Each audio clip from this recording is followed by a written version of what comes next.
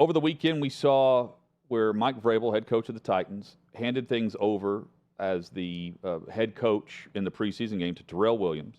His defensive line coach and assistant head coach took over all things head coaching duties as soon as the Titans flew on Friday to Chicago, and all the way through the game day operations on Saturday, through press conferences and more, as the acting head coach, to get the experience, but also get his name out there in order to potentially get some job opportunities and be a head coaching candidate. From the college level, we're seeing that with Lane Kiffin, who Derek Nix, who has been with Ole Miss for many different regimes, upwards of 20 years now, remains on the staff. He's the assistant head coach. He's a wide receivers coach. And Kiffin handed the whistle to him during, I believe, the Rebels' first full game-like scrimmage. And after that, pointed out the lack of diversity from SEC and Big 12 programs across the board as far as minority coaches go. What did you make of that, and what do you make of Kiffin bringing this to the forefront?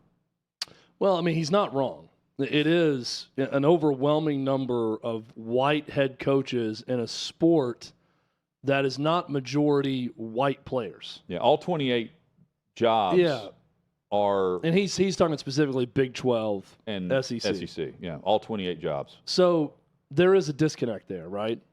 A big part of the problem, as I try to not sneeze into the microphone right now, a big part of the problem... I know where you're going with this if you need is to sneeze. that I think I got it. Okay. My eyes are watering, but I think I've held it in properly. Nepotism.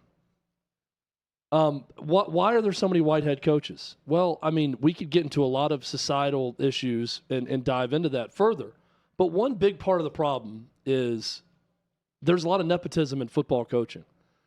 It's just reality. People hire who they know, but also they tend to go in a direction of, I'm going to hire this person because I knew their dad. And their dad did it at a high level for a long time. And you know who someone like that is? Lane Kiffin. Right. Lane Kiffin does not get near the opportunities at the age he got them, if not for Monty Kiffin being his father. It's just reality. Has Lane Kiffin done a good job in his third and fourth opportunities and fifth opportunity? Yes. If Lane Kiffin were a black guy that didn't have the last name Kiffin, when he gets fired from the Raiders, he doesn't get the head coaching job at Tennessee. I just don't think that he does. When he leaves Tennessee the way that he did, and then he goes to USC, and he gets fired at USC, he's probably not getting other head coaching gigs after that. But Kiffin's name helped him, Hutton. Yeah, and I'm looking through and just jotting down sons of coaches across the NFL, right?